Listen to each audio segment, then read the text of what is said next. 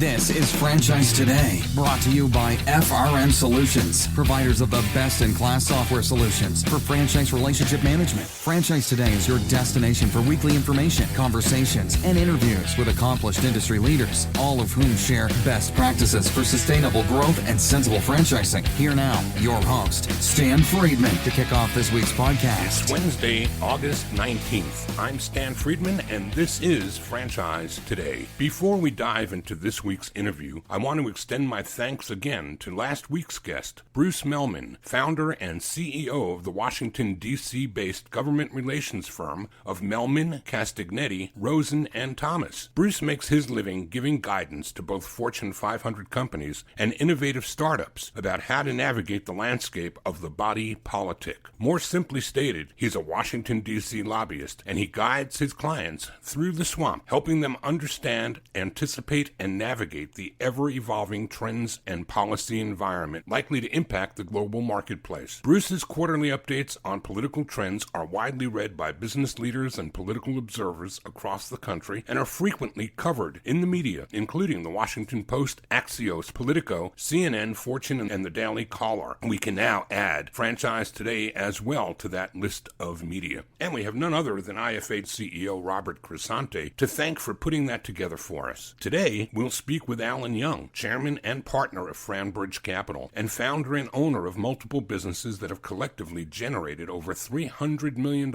in sales. His current portfolio includes Noble Brands, ShelfGenie franchise systems, the Outback GutterVac franchise systems, ThunderVac Technologies, 10x5, GO Logistics, and Cabinet Components Innovations. Together, Allan's companies lead over 500 team members in over 160 locations throughout the U.S. and Canada. Under Allan's leadership, his teams collectively grew to become Inc. 500, Inc. 5000, and Entrepreneur 500 companies. Each company continues to thrive by continuously disrupting their industries with innovative technologies and amazing customer experiences. John Ostenson is Allan's partner in FranBridge, and like Allan, he's the founder and investor in multiple startups of his own, including several in the franchise space. John is also affiliated with Nick Neonakis' franchise consulting company. Together, Allan and John recently brought on an operating partner who just happens to be a good friend and sponsor of this podcast. That would be Christian Pillett, who, like both Allan and John, has multiple business interests himself, in Christian's case as co-CEO of Transitive. So there you have it. The table is set. And when we return from a quick break, I'll be back in 2 minutes or less to welcome Allan Young to Franchise Today. Franchise Today will be right back, but first, a word from our sponsors. Hey, Stan Friedman here with a word about Transitive, an amazing marketing platform that actually delivers what others can only imagine: accurate, dependable results that are second to none. All right, without getting too deep into the weeds, Transitive connects franchisees' customer data from all sources, providing high-octane fuel for their marketing engines. They then deploy machine learning. Yes, artificial intelligence, which identifies various customer traits and habits, attributes that would otherwise likely go unnoticed, and it segments these customers into groups. This is important because, as we know, not all customers provide your franchisees with equal dollar value. But wouldn't it be great if they could easily identify who's who? Well, that's exactly what Transitive does. And what's more, it then accurately drives the appropriate offers to each of those customer groups, delivering specific personalized messages to each of the group's customers. Just like that, your franchisees are engaged in laser-focused target marketing, delivering them much more bang for the buck. You've got to see it to believe it, so what are you waiting for? Order up a demo today and tell them I sent you. Find them online at www.transitive.io. That's www.transitive.io. Allan Young, welcome to Franchise Today. Thanks for having me, Stan. Well, I'm really pleased to have you. Your name keeps popping in different places and in different circles. I think we were talking a little bit a while ago in the green room about how I was just reviewing the common connections that exist, all 400 plus of them between your LinkedIn and mine. And it's always a fun exercise to see how you know somebody and who else they know in common. And you're in all the C-suites and you're in all the private equity places and you're out there with the brokerage network. You're in places with friends that I've had in this industry for a long time. And yet you and I really haven't gotten to know each other. So we're going to remedy that here today. Great. Why don't we start the way I always do? I ask my guests to rewind the tape, if you will. We always say franchising finds us. Why don't you tell the audience how that happened for you? Sure. Yeah, so a little bit of background. After I went to college in Virginia, I went to University of Richmond, ended up going in the Army. So I had an ROTC scholarship, so I spent 5 years on active duty. And when I got off, I stayed in the reserves and ended up starting several small home improvement businesses, local ones that usually got to about $1 million or $2 million in revenue, and then I would sell them. And I was in the middle of one of them that was about a year old, and I built it up to about 25 employees, and things were going great. I'd done over $1 million revenue my first year. It was very successful, 37% net profit, and I was super happy. I was working 18 hours a day, but I thought that's what you had to do, and sometimes you do to start a business. And I got a small note from the Army, a little letter that said, "Remember, you're a reserve officer." And while they stationed me in Hawaii for my active duty, they said they were going to send me to a different beach without any water. So I got deployed to the Middle East, and I had about 6 months to get prepared for that. And I looked at the team that I built, and like a lot of young entrepreneurs, I built everything around me. So if you read the E-Myth, I was a technician and I was really doing everything, and I had some people doing work, but I couldn't go on a 1-week vacation without things falling apart. So I knew I couldn't go to the other side of the world for 6 months and have things go well. So quickly put the business up for sale. A lot of interest, as you can imagine, 37% net profit, over $1 million in revenue first year. We're rapidly growing on a hockey stick. And everybody that looked at the business basically said, "You're the business." So out of that over $1 million in revenue, I'd done 900,000 of the sales and home sales of that. And I had 300% turnover from my technicians. It was a heating and air, indoor air quality concept. And they just said, "If we take you out of the business, we don't think it's going to make it." So I always ask people a question of, with that large profit number in my first year, what multiple do you think I got? And no one's ever gotten it right. The answer is 0. I got an earnout, started 6 months after they took over the company, and it was earnout on revenue. And when I deployed, I got a note right after I deployed that they were already out of business. So that was a very difficult lesson for me, super painful, as you can imagine, because you put everything you have into a startup and it just disappeared. But it was a great lesson. And when I came back, right before I left, done a little bit of consulting. As I sold the company, I had about 4 or 5 months left, and I did what everyone does when you don't have a job. I went to, at that time, Kinko's or FedEx office and got business cards with my name and the word consultant underneath it. So I was doing a little bit of small business consulting, and one of the companies was Shelf Conversions in Richmond, a local business started by Andrew Kerwin. Literally started out of his parents' garage, and at the time, he and his mother were running the business with about 5 or 6 employees, and it was a custom pull-out shelving concept. And they had brought me in to help them franchise, and I was the one, ironically, that talked them out of franchise because they didn't have any processes, systems that could scale. They were doing a very good job with their local operation. So I came up as an alternative with the dealer model. I had some experience with that in my other small businesses being a dealer. So I put the plan together for them, which is what they hired me to do. And when I came back from my deployment, I was figuring out what I was going to do next. And I just checked in with them, see how the plan was going. They said, "The plan's great. We're just waiting for you to come back and do the plan." So the timing worked out, became a partner in the company with them, and started growing the dealer model. We brought on about 30 or 40 dealers in the first 6 months, a lot of them handyman franchises. And that was going well, but having a dealer model is a little bit like throwing spaghetti up against a wall. So you have to keep throwing it because it keeps falling off. So we started in Richmond. I took over the Richmond market on the consumer side, started growing that, and I was basically a dealer, and it really helped in selling dealerships. Just like if you own a franchise and you're a franchise development person in that concept, it really helps. So I did very well in Richmond, brought on a couple of partners. We opened up Atlanta, Birmingham, Chicago, Milwaukee, and Minneapolis very quickly in about an 8 or 9 month period. And we started our centralized call center. We put a lot of money into a CRM, developed our processes just for our own internal dealer system that we were building, our corporate market. And about a year later, I woke up and I was the one that talked them out of franchising. And I realized all that we had built to do at that time about $5 million a year in revenue in our own market was what enabled us to scale, was very franchisable. I looked at the CRM system and the centralized call center that we had developed and all the systems and processes and marketing and sales training, and decided to franchise it. So ended up raising about $500,000 in angel investment. We had 2 angel investors, and gave away some equity for that and started franchising in the fall of 2008. And I don't know if you remember what that was like, but it eerily... Everybody remembers the fall of 2008. Right.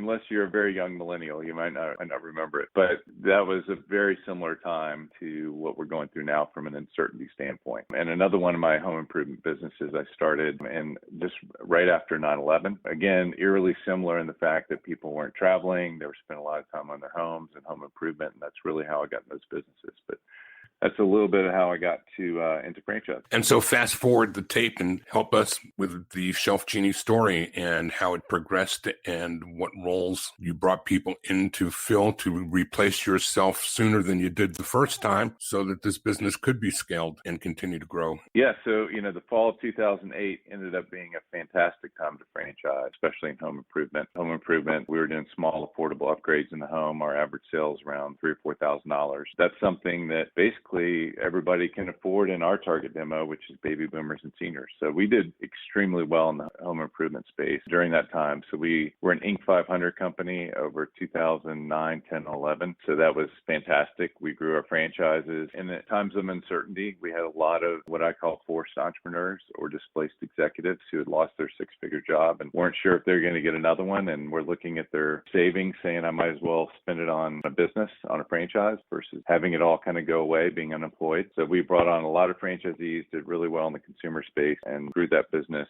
And about 4 or 5 years later, we looked at bringing on another brand, which we did. So we brought in Outback Gutterback as our second brand and really started Noble Brands. So we have 2 brands, and then we bought a manufacturing plant to get vertically integrated. We were outsourcing our manufacturing for ShelfGenie at that time and started a logistics company. And we also had 10x5, which is centralized call center marketing that really runs the back end for our franchisees. So that's a little bit about what happened over the next 10 years. And replacing myself became more difficult just because we're scaling. So as you start to scale, your organizational infrastructure typically has to be updated every couple of years to add in another layer of leadership. So I kept replacing myself, but kept in the organization because I was replacing myself with another layer of leadership. And one of the things I learned that was really a painful lesson that took me many years to learn, and I probably never really fully mastered it, is I learned, and especially being in home improvement, being in the military, very good at managing a direct team and them having one layer of people that they're managing. But as we kept building an organization where I was leading a leadership team who was leading another group of leaders who was creating another group of leaders, and then the frontline team, that becomes extremely complex.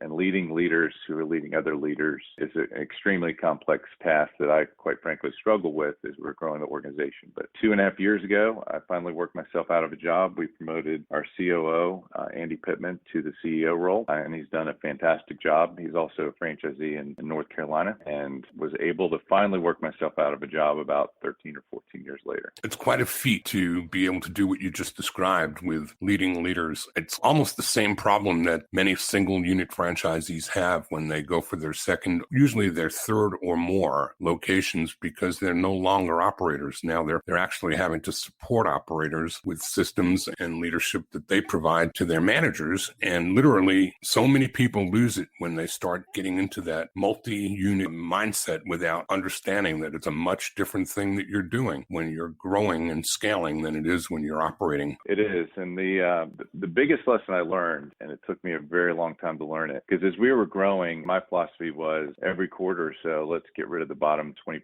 of performers. So we did that over and over and over again. And when you get rid of the bottom 20%, which everybody knows who they are, it's typically hard to make that call because they're doing something. They're not doing something that you immediately fire them for, but they're B or C players. And we would replace them and we would bring in a better group of people because we knew what we were looking for as we kept growing. We knew it better, and we bring in a better group of people. And then immediately within 3 months, there's another 20% at the bottom. And then you get rid of those. And ultimately, you're having a lot of turnover. And that's relatively normal for an organization that was growing. But one of the hard lessons I learned, especially as we're building these layers of leadership, we're typically getting rid of the people on the front line or further down the organizational pyramid. And that's one of the reasons I like a flatter organization. But the lesson I learned was it's always a leadership issue. What I learned was people can do a great job, especially if they're just doing a job, if they have a good leader. And that was the biggest mistake that I made, was assuming the leaders were telling me, oh, it's the person that's reporting to me, they're not doing a good job, when most of the time it was the leader's issue. And that also fell into my lap with the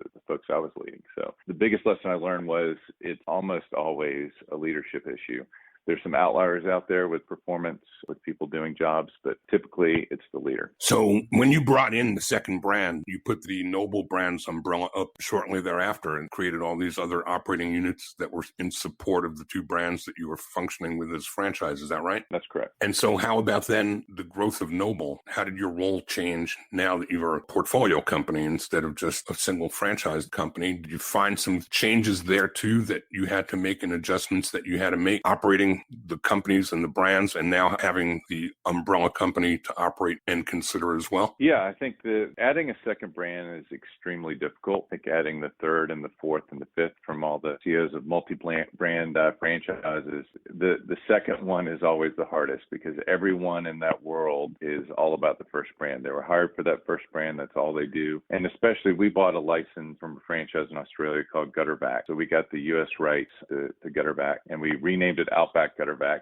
It's a great brand because everyone loves anything Australian, so we went with the Australian theme. And when we first launched it, we literally had one person in charge of operations. We had the technicians in the field in our first corporate market in Atlanta, but it was literally one cubicle with a sign hanging above it that said Outback Gutterback. And everyone else, about 35, 40 people in the office, were all working for ShelfGenie and told to, hey, we got the second brand. You know, the marketing folks were told to spend some time marketing it. The call center folks, all the different support teams, accounting, were told, hey, we've got this new brand, spend time on it. It was really, really difficult to get everyone to focus on the second brand and not have it be a side project. So it took us about a year or two to even launch it as a franchise. And, you know, we just never had the right focus on that business. So we added some franchisees, and ultimately we just decided that we had a great corporate market in Atlanta and that was going well, but we need to focus. And I think that's always a challenge for businesses. You want to do a lot of things. There's a lot of opportunities, but sometimes you just need to focus on one thing and do it really well. Allan, who did you reach to in terms of mentorship to help you learn franchising? Because you were actually growing and scaling at the same time as you were learning franchising, weren't you? Yeah, I was learning through the only university that I've ever gotten a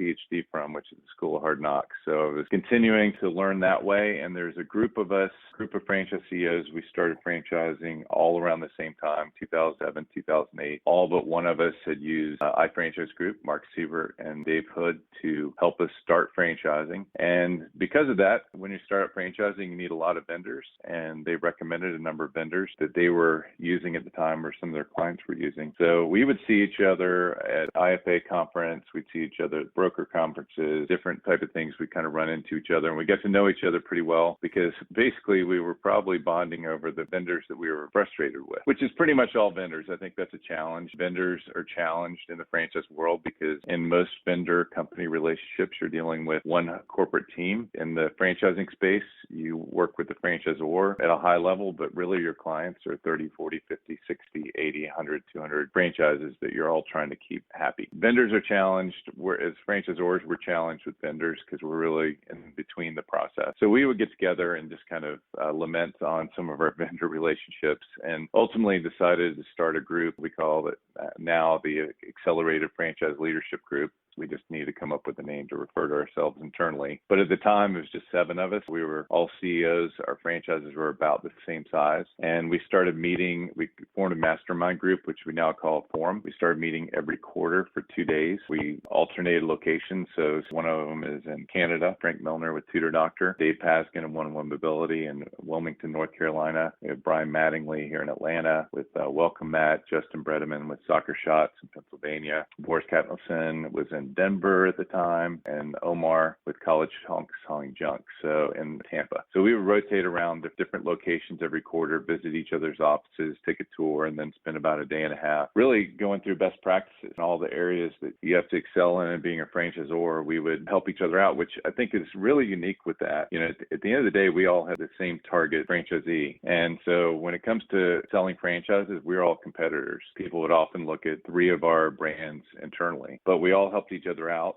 with growing, and our philosophy with franchise candidates is we want the candidate to find the right franchise. So they're looking at ShelfGenie and one-on-one mobility and college hunk selling junk. We all said, let's find the best home for them, because ultimately that's what franchising is all about. It's a long-term relationship. It's not about signing that agreement and getting the franchise fee. It's about success with that franchisee long-term, and bringing in the wrong franchisee that's not a good fit is never a good idea. It causes a lot more pain and agony than you could ever get out of that franchise fee to make it worthwhile. I always say that those are down payments on legal fees. When you take a check and your inner gut is telling you this is not the right thing to do and you do it anyway, you've just made your down payment on legal. And it's really also the time. We never had a lawsuit in ShelfGenie to date with a franchise candidate, because we set expectations up front, and we would work with someone if it wasn't a good fit to help them exit with dignity and successfully from the system. But it's a lot of time and effort of coaching and helping them get to that time frame. I could usually see that it wasn't a good fit at least 3 to 6 months before the franchisee does, because they've got their head down, they're focused on it. And I think the real issue with franchisees that aren't working out in a system, it's, first of all, it's nothing to do with them. Every single person we brought in was talented, smart, sharp, successful, and is successful today. Sometimes that system or being a franchisee is just not a good fit. But the real issue is when franchisees aren't doing well, the reason they don't want to exit is because being a franchisee in that system has become their identity. That's who they are, which is a stronger identity than if you have a job working at a company. You're a business owner. This is what you do. This is your business. And I think that's the toughest thing to work out with a franchisee that's not doing well, is the fact that their identity is going to change. And just like any other business, you have to be very open with failure and very okay with public failure. So if you apply to law school and you don't get in, no one's got to know about that unless you care to share it. If you start a business, whether it's a franchise or just as an entrepreneur, and it fails and you have to walk away from it, it's extremely public. So I think that's the biggest challenge people have with walking away from a business, is just that public failure. And I think if you're going to be a business owner, you've just got to deal with that. I've started a lot of businesses and probably have a success rate of about 40%, which I'm very proud of, but that means 60% of the businesses I started did not make it past typically the first year or two. This is some great sage advice, and you're dropping some incredible breadcrumbs for this audience, which is why you're here, and I appreciate that very much. And we're only halfway through the conversation, but we are going to take a quick break, and when we come back with Allan Young, we're going to bring us up to date on what's going on with FranBridge, his latest undertaking, and how he's really 3 legs on a stool between being a franchisor, a franchisee, and now private equity. We're going to talk about all of that when we return with Allan Young. Franchise Today will be right back, but first, a word from our sponsors. This portion of Franchise Today is brought to you by ZorForum, providers of spot-on profiles, the gold standard of assessment tools that assure you're selecting the right franchisees every time. Unlike DISC or others that simply gauge personality or communication styles, ZorForum's spot-on assessments are all franchise-specific and based upon 7 sciences that nail the results each and every time. Your prospects simply answer a few questions online, and like magic, ZorForum's algorithms scientifically slice, dice, and analyze their thresholds for risk, their business acumen, and even their propensity for single or multi-unit ownership. ZorForum's spot-on analysis is like having a crystal ball, but there's no hoodoo here. It's all based upon science that flawlessly determines franchisee, franchisor compatibility, and accurately predicts performance. Why don't you schedule a demo today and take a complimentary look and see for yourself? It's the closest thing to a sure thing. ZorForum, spot-on assessments based on science, but delivering results that seem simply magical. Check them out at www.zoracleprofiles.com. And the conversation continues with Allan Young, and we want to talk now about the latest enterprise, which takes you into another stage of growth and development in the franchise world with private equity. So tell us a bit about how FranBridge Capital came to be. Yeah, so after being a franchisor for over a decade, you typically, as a franchisor, get frustrated with franchisees that aren't following the system. It's always, I continue to be kind of mind-boggling to look at someone who spent over 6 figures to buy a franchise, because of its systems, and then they just don't follow the systems. They want to do it their way. And I would always remind our franchisees they did not buy a Burger King franchise so they can have it their way. They should follow the system. And that's where they spent the money. That's why they came in. And really, in a successful franchise concept, there's so many of them out there. It's a proven model. And literally all you have to do is follow the system, follow the model. And after over a decade of looking at that and understanding how powerful and relatively easy it is, so many of the roadblocks have been taken away from all that you have to do if you start a business on your own. And I've done that so many times and looking at franchising going, so many roadblocks have been cleared, and you can literally start sprinting almost from day one, where it's a crawl, walk, run in most startups, in almost all startups. So after looking at that for over a decade, I became a big fan of owning franchises, franchise location, and started a private equity company where we are focused on buying local franchise concepts in the home improvement space. That's where I have my background, and I know that very well. And so it's a great industry, always has been, and certainly in today's post-COVID world, even better. So this is an interesting spin then on private equity, because this is not private equity as most of us in franchising view it, as portfolio companies buying up brands. You're actually buying locations or licenses and agreements to operate brands from franchisors, and you're funding that with private equity? That's correct. So how's that working out for you? It's fantastic. We really have two models where one, in Atlanta, we have an operating team that operate all of our home improvement brands. So we have 3 of them right now. We have OxyFresh Carpet Cleaning, Pool Scouts, and Home Clean Heroes, and the latter 2 are owned by Buzz Brands out of Virginia Beach. And as you know, OxyFresh, who started franchising about the same time I did. So we've got 3 amazing brands that we operate. So we have a centralized operating team, leaders in each brand, which really reduces risk,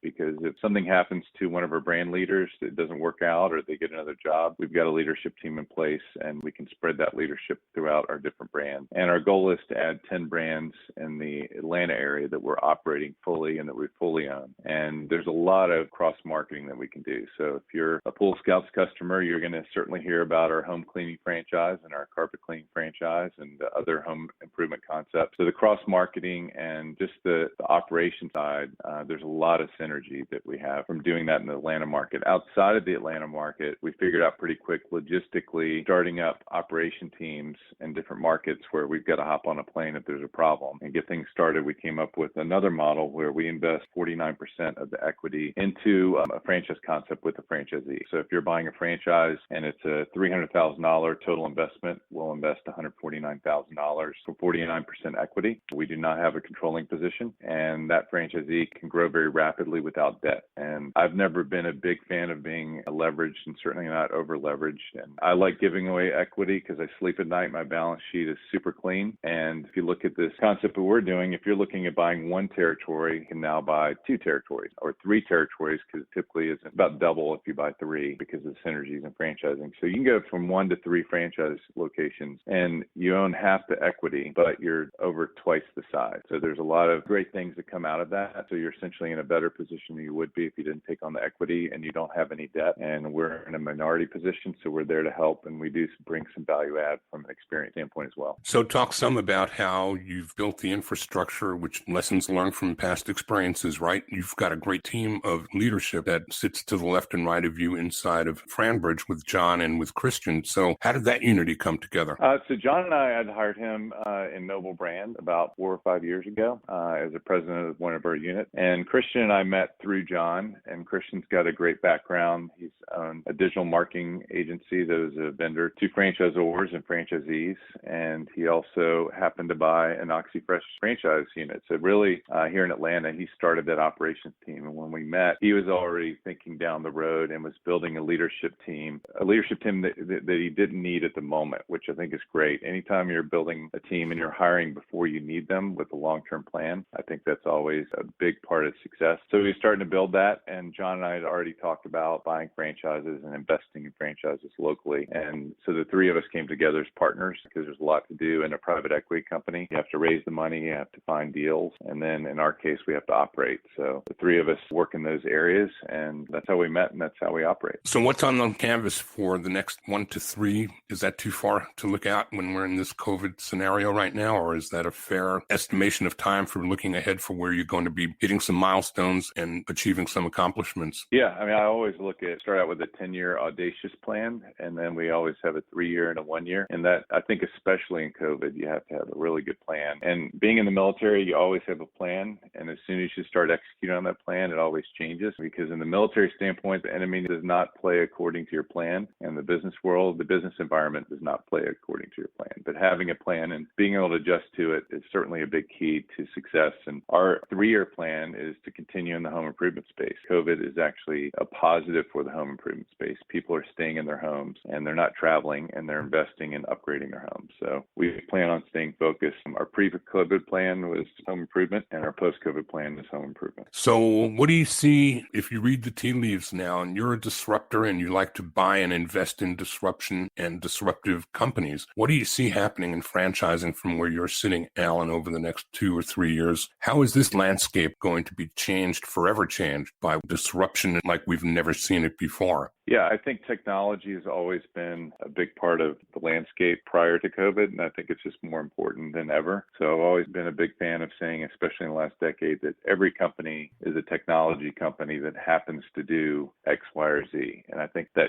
shift, it made it to something that you have to do. If you don't have technology, if you haven't enabled the process, if you haven't made the transaction with the consumer super easy by removing all the barriers to working with their company, and typically that's happening through technology. For example, Pool Scouts, there's a lot of pool companies out there, and one of the nice things about home improvement is they're typically very fragmented industries with very low bars. So pool cleaning companies, they come out, clean your pool, maybe not, maybe they don't do it well, maybe they don't show up on time, maybe they don't invoice you correctly or on time. And with Pool Scouts, they've invested a lot in not only process but technology. So if you have a pool cleaning coming up, you get a text notification when the technician is en route, when they arrive, when they're done cleaning, get a message with before and after photos of the entire clean and any notes. So it's extremely technology driven. And when you look at the pool cleaning industry, and I've got a pool and I've never gotten anything close to that. I've had all the other problems that I listed. It's a huge leg up on the competition, and it's really technology driven. There's only so much you can do with phone calls and emails. I think if you're using mobile, that's one of the things we're shifting to. And all of our home improvement companies, one of the things changes, people don't want to get phone calls. They want to get text. So we're interacting with our customers the way they want to interact. And a lot of that's just technology driven. So when you look at the market that you're focused on today being primarily Atlanta for one of these two models, the second form of 49% minority ownership, that can be out of Atlanta as well. Is that right? Correct. And really, if you're looking at buying a franchise, you have limited options. You can get a loan, typically an SBA loan. You can use your own money, whether that's cash you have in the bank or going out and taking out a home equity line of credit, or you can use your 401k or IRA as a rollover. But all those are debt instruments. So whether you're using your own money or getting debt and personally guaranteeing it, you're using your own money. And if things don't go well, all that money that you put into it goes away. So you're really reducing and mitigating risk in our model. And the way we've set it up, we typically are looking people that want to go bigger. So if you can go 3 times bigger and only give up half the equity, you're in a better spot. So this isn't the right fit for everyone. Some people are very comfortable with that debt, or they have a net worth where they just want to use their own cash. But there's a good percentage of the market that is interested in funding with private equity, and that's just never really been an option for startup franchises. It certainly exists in large multi-unit franchises where private equity goes in, and they're $5-10 million EBITDA multi-unit franchises, but nothing exists that we found on the startup side of things with private equity. So that portion of your business model would be available to franchise prospects anywhere in the country. And the service brands that you're operating, though, your focus is going to remain Atlanta, or are you going to branch out beyond Atlanta as well? We're not planning on branching out outside of Atlanta with the units we operate. We're going to use a 49% equity model. But the caveat to that is it's not available to everyone around the country. It's available to everyone around the country that is buying a franchise in one of our approved brands. So we go in and we use item 19s and working with the franchisor to look at all the details of the model, financially plan it out, And surprisingly, a lot of franchises and the ones that we approve have a 40 or 50% IRR over a 5-year period when we model them out. So we not only are approving the model, the financial model, to make sure it gives a good return on investment to our private equity investors, but we also want to look at that model and make sure that we like the franchisor, that we want to have a working relationship with them, and that they like us. Typically, they like us. Number one, the FranDev guys love it because anything that they can use as a tool in their toolkit to sell franchises, they like that, just like any of the other funding options. But franchisors in particular, we go in as a partner. We're helping them evaluate the franchisee that we're investing in, which is another good data point for them. But we're also, when things don't go well, which is going to happen with a certain percentage, we're banking on a low one with all the risk mitigation we're doing with the model and the franchisee. But when it does happen, you typically see that coming 3, 6, 9 months or even a year before it happens. So it gives us plenty of runway to work with that franchisee that we've invested in. And ultimately, we can take over that unit and work with the franchisor to find an operator or another franchisee to run it versus the franchisor having to deal with a closure. You know, what I see coming is a lot of consolidation in the years ahead coming out of this crisis. And I think what you've created here is so foundational, and you really are going to mitigate the risk of franchise ownership for those doing business with you and through you, to the point where it's going to be harder to fail than to succeed, Allan. This is really, really impressive. It's different, and I think the time is exactly right. I think, to your point, this is built for a post-COVID era. Allan, I always ask my guests if there are any questions that I didn't ask that they wished I did, and I've just asked you to do that for us. Yeah, I think you touched on it, and we talked a little bit about the importance of having mentors, and I talked about my forum that I started about 7 years ago. And that's been so instrumental, not only because the best practices in franchising that you share and that common interest in learning and growing in the franchise space, but our forum and many other forums that are out there. I'm in a group called Young Presidents Organization, which is very similar to Entrepreneurs Organization. They have these forums, and it's actually a very well proven out format where, number one, confidentiality is key. You come into it knowing that anything you share in that group is not going to be shared outside of that meeting. It's a little bit like AA for business owners. And it's really critical because the saying, it's lonely at the top, it is. And you don't have a place to go to share problems in your business because oftentimes you can't share that fear, uncertainty, and doubt with your leadership team and your franchise that you're running. But there's also a personal component to it. So your personal focus on yourself and your family,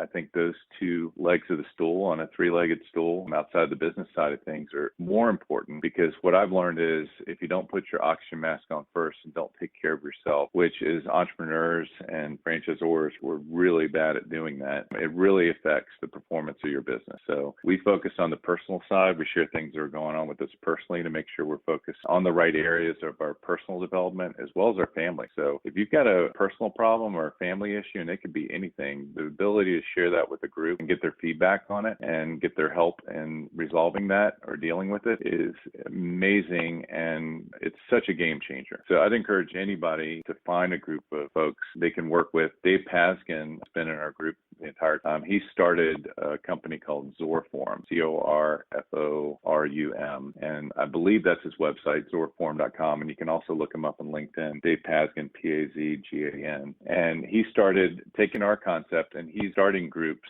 of franchisors in this forum format and enabling people to jump into it without having to start on their own. So we started a group on our own, figured it out along the way. But he's using our format that we've been doing for 7 years. It's been really critical and instrumental in our growth, both personally and professionally. And he's doing that with franchisors right now. Allan, you've been extremely generous. You've shared a great deal here today. I wish we had another 40 to 45 minutes to keep going, but we don't. So I've got to ask you to please tell the audience how they can find you, get in touch with you, and learn more if they'd like to do so offline. Yeah. So my email is allan.young, ALLAN, at FranBridgeCapital.com. And you can also look me up at Allan Young on LinkedIn and find me there. Once again, Allan, I definitely got you on the short list of companies to keep a close eye on. I think that what you're onto is brilliant, and the time couldn't be better. Allan Young, thank you again for sharing with us today. Thanks, Dan.